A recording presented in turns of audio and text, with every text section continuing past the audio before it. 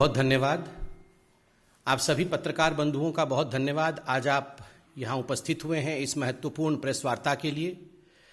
बंधुगण, आज सुबह से ही टीवी चैनलों पे एक महत्वपूर्ण विषय चल रहा है, क्लब हाउस।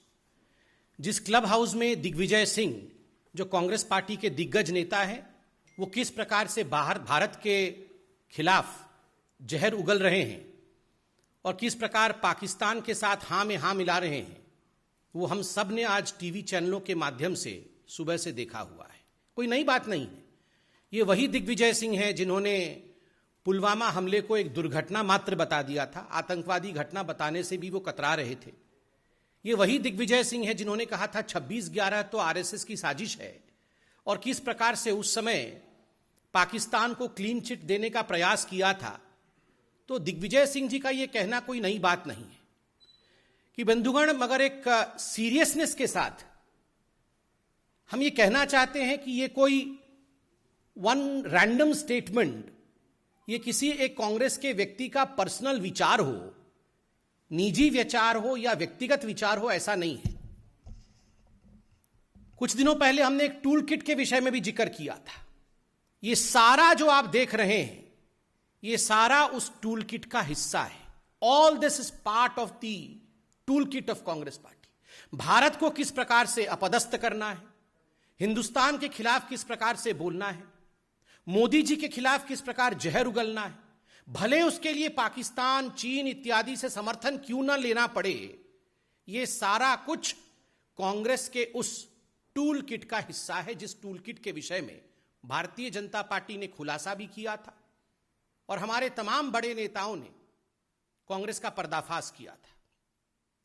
बंधुगण, इस क्लब हाउस में हम देखते हैं कि पाकिस्तान का एक पत्रकार, पाकिस्तान का एक जर्नलिस्ट किस प्रकार से मोदी जी के हटने के बाद भारत की सत्ता क्या होगा, भारत के सत्ता का पॉलिसी कैसा होगा, कश्मीर पॉलिसी कैसा होगा, इस पर सवाल पूछता है। आप खुद बताइए, आप में से यदि कोई उसमें मौजूद होता, आपसे यह सवाल पूछा जाता, तो स्वाभाविक है हम में से कोई भी व्यक्ति उस पत्रकार को कहता, अरे भाई, पत्रकारिता तो ठीक है, हमारे यहां सरकार कब परिवर्तित होगी, कैसे परिवर्तित होगी, इसमें आपको नाक घुसाने की आवश्यकता क्या है?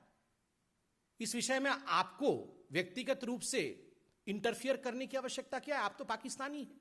मगर नहीं, दिग्विजय सिंह जी उन्हें धन्यवाद देते हैं, थैंक यू। थैंक यू कहने के बाद दिग्विजय सिंह जी ओब्लाइज करते हैं और उत्तर देते हैं कि अगर मोदी जी हट जाते हैं सत्ता से, तो जो कश्मीर पॉलिसी होगी उसके अंतर्गत कांग्रेस की जो सरकार आएगी वो आर्टिकल 370 को फिर से रिवोक कर देगी, अर्थात आर्टिकल 370 को, 370 को जम्मू कश्मीर में पुनः स्थापित करेगी। आप सोचिए जरा, ये दो चीजें दर्शाता है। एक तो कांग्रेस का पाकिस्तान के साथ खड़ा होना, दोनों के विचार एक जैसे हैं, कांग्रेस और पाकिस्तान के विचार एक जैसे हैं। और दूसरा, आज कश्मीर में जिस प्रकार की शांति का वातावरण है, वहां जिस प्रकार से महिलाओं के अधिकार को लेकर कश्मीर आगे बढ़ा है, बच्चों की शिक्षा का अधिकार आगे बढ़ा है, ऐसे कई 100 हिंदुस्तान के लॉ है, कानून है, जो हिंदुस्तान में लागू होते थे और जम्मू कश्मीर में लागू नहीं होते थे, आज वो वहां लागू हो रहे हैं, वहां के लोगों का जीवन सुचारू रूप से आगे बढ़ रहा है। उसके खिलाफ भी कांग्रेस एक वातावरण तैयार करना चाहती है। बंधुगण, एक पैटर्न है, आप अगर डॉट्स को ज्वाइन करेंगे तो आप देखेंगे आज जो दिग्विजय सिंह जी ने कहा है, मुझे तो पूरा शक है कि ये पूरा का पूरा स्टेज मैनेज था। उस पत्रकार को दिग्विजय सिंह या कांग्रेस पार्टी के किसी बड़े नेता ने ही कहा होगा कि ये सवाल आप पूछना। ऐसा नहीं है कि उसने कोई रैंडम सवाल पूछ लिया, ये सब स्टेज मैनेज्ड होता है, ये टूल किट का हिस्सा है। कहा गया होगा ये सवाल पूछना और उसके बाद बताया गया होगा, क्योंकि एक बहुत बड़ा पैटर्न है। मैं एक एक करके वो पैटर्न आपको गिनाता हूं। आर्टिकल 370 पे डिस्कस कर रहे हैं मित्रों, आपको याद होगा, और मैं तो चैनलों से ये रिक्वेस्ट करूंगा, आप चतुर्थ स्तंभ हैं, आप उस बाइट को जरूर दिखाइएगा जब पार्लियामेंट में आदरणीय गृह मंत्री अमित शाह जी खड़े होकर आर्टिकल 370 के विषय में अपना वक्तव्य आरंभ ही करने वाले थे। तभी जो लीडर ऑफ ऑपोजिशन है कांग्रेस पार्टी की ओर से, अधीर रंजन चौधरी, वो तुरंत खड़े हो जाते हैं, तत्क्षणात खड़े हो जाते हैं और खड़े होकर कहते हैं, नहीं नहीं नहीं नहीं, ये चर्चा हम कैसे कर सकते हैं, ये तो बायलैटरल इश्यू है, ये आर्टिकल 370 तो द्विपक्षीय इशू है, इसमें भारत कैसे अपने आप डिस्कशन कर सकती है बिना पाकिस्तान के कंसेंट के?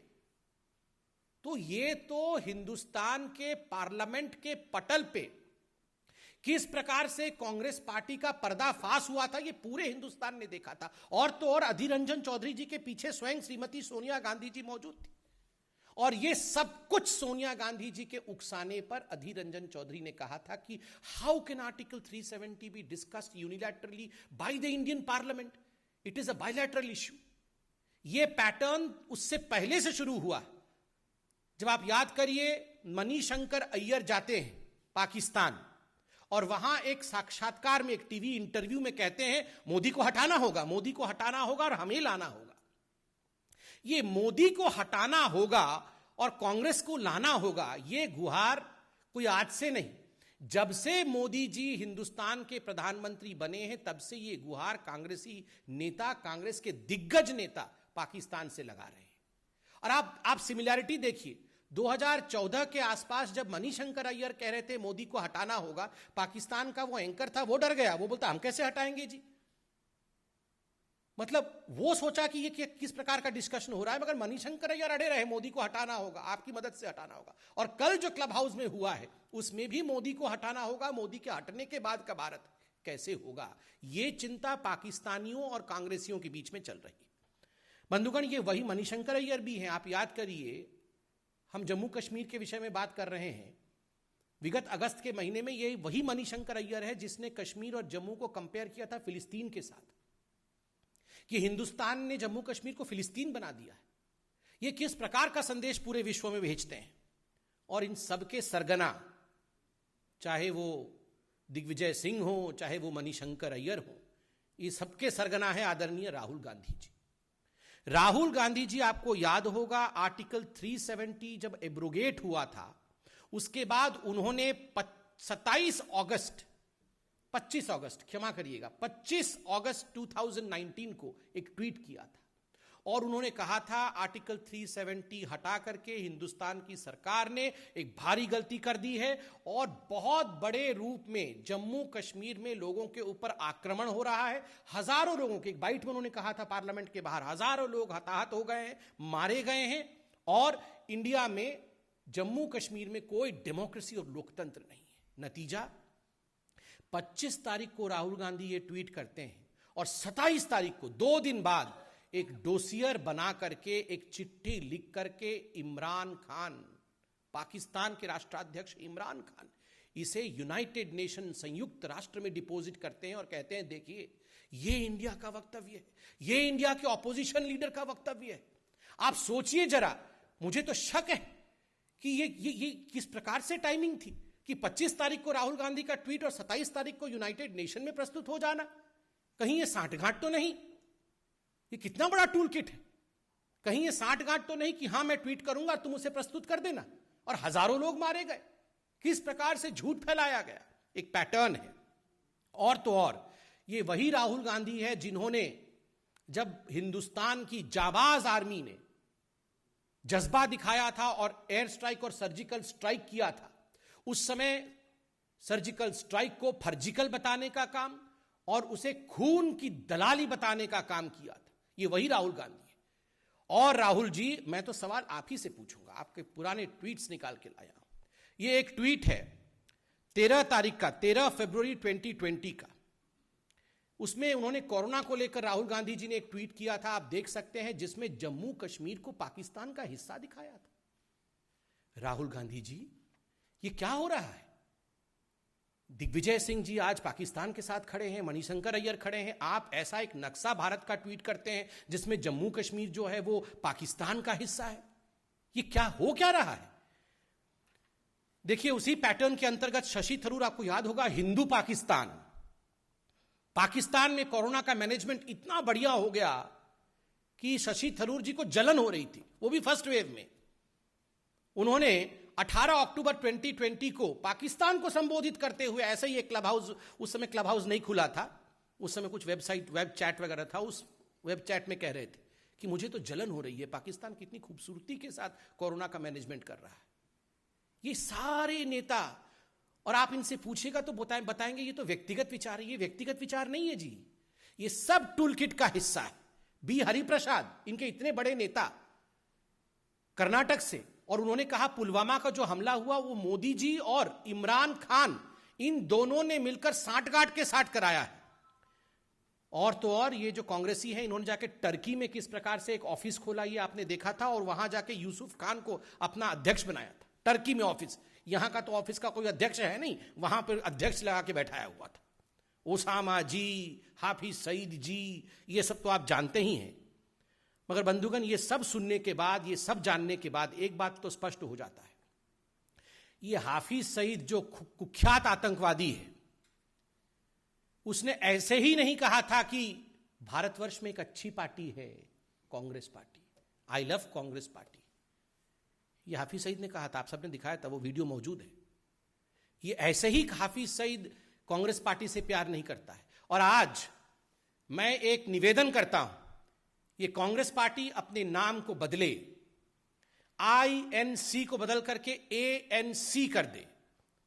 ये अपने आप को INC कहती है, आज मैं कहता हूं ये अपने आप को ANC कहे, एंटी नेशनल क्लब हाउस। ये एक ऐसा क्लब हाउस है जिसमें सारे लोग मोदी जी से घृणा करते करते आज हिंदुस्तान से घृणा कर बैठे। ये वही कांग्रेस पार्टी है जिसमें पी चिदंबरम कह रहे करते आज हिंदुस्तान से घृणा कर बैठे। ये वही कांग्रेस पार्टी है जिसमें पी चिदंबरम कह रहे थे कि आर्टिकल 370 इसलिए हटाया गया क्योंकि जम्मू कश्मीर जो है वो मुस्लिम बाहुल्य क्षेत्र है। तुष्टिकरण की पराकाष्ठा को आप देखिए बंधुगण, केवल इस पैटर्न में पाकिस्तान हो ऐसा नहीं है। इस टूल किट में चाइना पाकिस्तान एक्सेस भी था। इस टूल किट में 2008 में जो MOU साइन किया गया सोनिया जी और राहुल जी द्वारा, और काफी डोनेशन, करोड़ों में डोनेशन जो कांग्रेस के अकाउंट में चाइना से आया, ये सब यूं ही नहीं हुआ है। ये सब उसका हिस्सा है कि हम मिलकर किस प्रकार भारतवर्ष को नीचे दिखाएंगे। कश्मीर में आर्टिकल 370 पुनः स्थापित करने के लिए चीन, पाकिस्तान इत्यादि के साथ मिलकर काम करेंगे। ये 2008 में MOU का भी हिस्सा है। और आपको याद होगा डोकलाम का जब स्टैंड ऑफ हुआ था, पूरा ये गांधी का कुनबा, ये तथाकथित गांधी का कुनबा जो है, ये प्रियंका जी, राहुल जी, वाड्रा जी और भी सब जी, वो सारे के सारे चाइनीज टेंट के नीचे मिले थे। पहले तो मना कर रहे थे, बाद में जब फोटो आ गया और मीडिया ने फोटो चला दिया तब हाथ खड़े करके हाँ हम वहां थे। आप बताइए ये किस प्रकार की राजनीति कांग्रेस पार्टी कर रही है। आज भारतीय जनता पार्टी इस मंच से आज हम ये डिमांड करते हैं कि दिग्विजय सिंह जी ने पाकिस्तान के एक पत्रकार को जिस प्रकार से मोदी के हटने के बाद भारत कैसा होगा, उसमें हम आर्टिकल 370 को बहाल कर देंगे। इस पर सोनिया गांधी जो कि अभी कार्यकारी अध्यक्ष है, और राहुल गांधी जिनको भविष्य में वो अध्यक्ष बनाना चाहते हैं शायद कांग्रेस पार्टी, दोनों क्या सोचते हैं? क्या ये कांग्रेस का राय है या नहीं है? हम चाहते हैं इसमें राहुल जी एक प्रेस कॉन्फ्रेंस करके देश को संबोधित करें और इस सच्चाई को देश के सामने रखें। बहुत बहुत धन्यवाद। ये सवाल हो तो पूछें।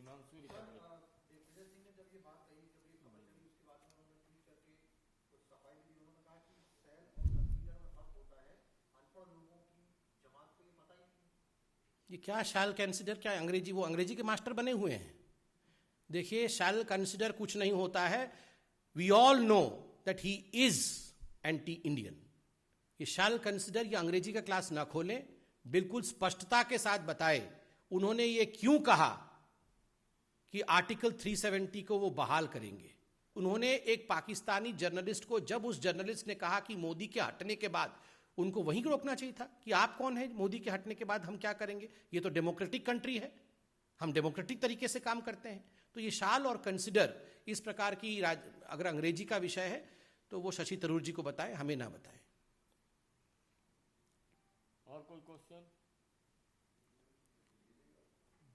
अरविंद केजरीवाल कोरोना मैनेजमेंट को लेकर अभी उन्होंने बयान दिया है, कहा है कि काफी दिक्कत थी उस वक्त और अभी तैयारी पूरी कर रहे हैं। देखिए अभी अरविंद केजरीवाल जी जो दिल्ली के मुख्यमंत्री हैं, उन्होंने प्रेस कॉन्फ्रेंस किया और उन्होंने प्रेस के माध्यम से संबोधित करते हुए कहा कि वो दिन रात युद्ध स्तर पे थर्ड वेव की तैयारी कर रहे हैं टैंकर इत्यादि ला रहे हैं, ऑक्सीजन प्लांट भी बना रहे हैं, वो सब कुछ कर रहे हैं। मगर हम तो इसमें राजनीति नहीं करना चाहते हैं और ना ही इस विषय को लेकर हम लोग रोज टीवी पे आते हैं। मगर चूंकि आपने सवाल पूछा है, अरविंद जी, अगर यही तैयारी सेकेंड वेव से पहले कर लेते तो कितना बढ़िया होता। सेकेंड वेव ही नहीं होता। सेकेंड वेव से पहले वो केवल एडवर्टाइजमेंट करते थे और हर दिन टीवी ऑन करिए तो सुबह दोपहर शाम हमेशा टीवी पे दिखते थे। 1000 करोड़ रुपए उन्होंने टीवी के एडवर्टाइजमेंट पे खर्चा किया। हम तो बहुत सम्मान के साथ, क्योंकि हम राजनीति में विश्वास नहीं रखते हैं, टकराव में बिल्कुल विश्वास नहीं रखते, हम तो चाहते हैं कि यही 1000 करोड़ रुपए अगर उन्होंने खर्च किया होता तो ऑक्सीजन डिलीवरी भी होती घर घर पे और फल फ्रूट भी घर घर पहुंच जाते लोगों के, सब लोग स्वस्थ होते। आज वो एक एडवर्टाइजमेंट चल रहा है कि बहुत सारे ऑक्सीजन के सिलेंडर रखे हुए हैं और अरविंद केजरीवाल जी मास्क पहन के उन ऑक्सीजन सिलेंडर के बीच में चल रहे हैं, कभी आ रहे हैं कभी जा रहे हैं, और वो बोल रहे हैं कि हम तैयारी कर रहे हैं। मगर सेकेंड वेव के समय तो आप बोल रहे थे कि हमें तो केंद्र सरकार काम नहीं करने दे रही है। आज आप बोल रहे हैं हम ऑक्सीजन प्लांट लगा रहे हैं, ऑक्सीजन सिलेंडर हम प्रोक्योर कर रहे हैं। आज तो मोदी जी नहीं रोक रहे हैं। मोदी जी ने फरवरी के महीने में ही दिल्ली सरकार को कोरोना के सेकेंड वेव के लिए चेता दिया था, पूरी तरह से चेता दिया था, लिखित में चेताया था। मगर मुझे दुख के साथ कहना पड़ रहा है, क्योंकि हम राजनीति नहीं करना चाहते हैं, कि अरविंद केजरीवाल जी एडवर्टाइजमेंट करने में व्यस्त रहे, वो सेकेंड वेव की तैयारी वो कर नहीं पाए। अब कहीं ना कहीं उनके मन में एक ग्लानि है, तो ये थर्ड वेव आएगा उसकी तैयारी कर रहे हैं, उसकी अब वो एडवर्टाइजमेंट कर रहे हैं। थर्ड वेव ना आए, हम सभी तैयार रहें, ये हम चाहते हैं। बहुत धन्यवाद।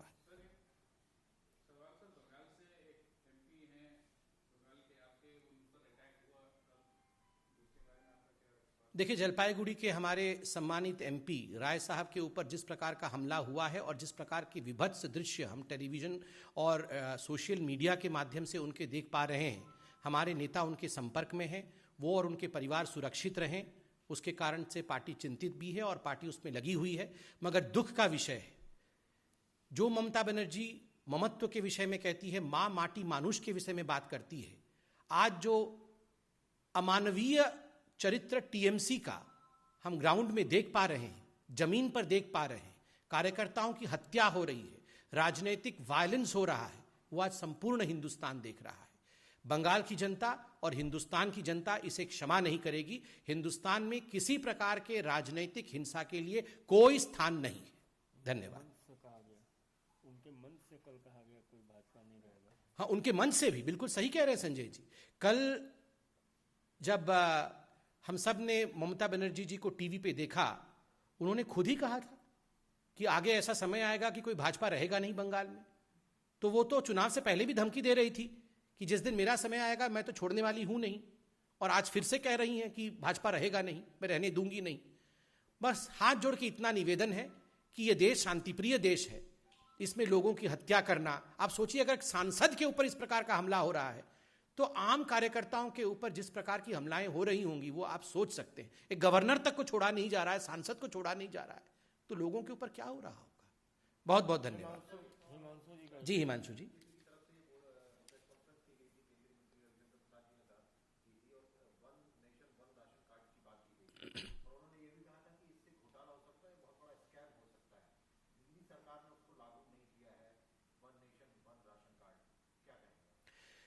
देखिए, दिल्ली सरकार जिस प्रकार की ड्रामा कर रही है वो हम सब जानते हैं। घर घर राशन पहुंचे, हर गरीब तक राशन पहुंचे, इसकी चिंता आज मैं धन्यवाद देते हुए कहूंगा कि नरेंद्र मोदी जी ने फर्स्ट वेव से ही किया और 80 करोड़ हिंदुस्तान की जनता को घर घर राशन पहुंच रहा है, उनको राशन मिल रहा है।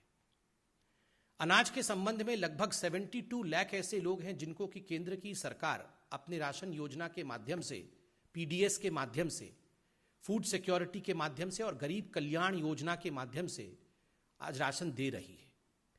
देखिए, आपको समझना होगा, बिना राजनीति किए मैं आपको बता देता हूं, अरविंद केजरीवाल जी चाहते हैं कि मोदी जी जो दे रहे हैं राशन का किट, उसके ऊपर सिर्फ वो अपना गिफ्ट रैप अपने फोटो के साथ चढ़ा दे और बोले कि देखो मैं पहुंचा रहा हूं। ऐसे नहीं होता। अगर वाकई उनके दिल में दर्द है तो बिल्कुल सरकार ने, केंद्र सरकार ने कहा है कि आप राशन प्रोक्योर करिए, नोटिफाइड रेट में आप राशन प्रोक्योर करिए और अपने तरीके से बांटिए। और दो चीजें और कही है कि 1 नेशन 1 राशन कार्ड आप कैसे बांटेंगे। आज जो 12 लाख माइग्रेंट लेबरर्स दिल्ली में हैं, अगर 1 नेशन वन राशन कार्ड नहीं बनता है तो वो जब अपने पते को बदलता है, अपने एड्रेस को बदलता है, तो उसे राशन कैसे मिलेगा? ये सहूलियत उसे क्यों नहीं दी जा रही?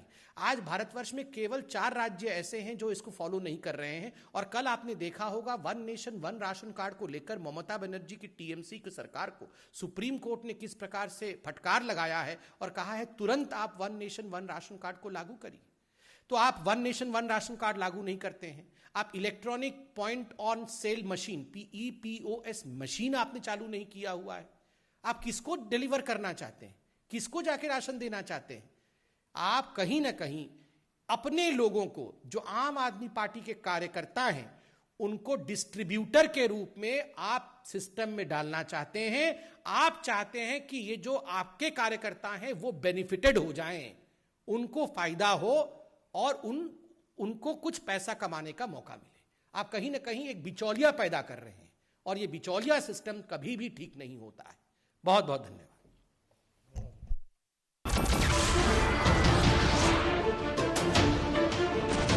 नमस्कार, मैं हूं मानक गुप्ता। अगर आपको हमारा ये वीडियो पसंद आया हो तो इसे लाइक और शेयर जरूर करें और हां, हमें सब्सक्राइब और फॉलो करना ना भूलें ताकि आप देश और दुनिया की कोई खबर मिस ना करें। तो जुड़े रहिए हमारे साथ और देखते रहिए न्यूज़ 24।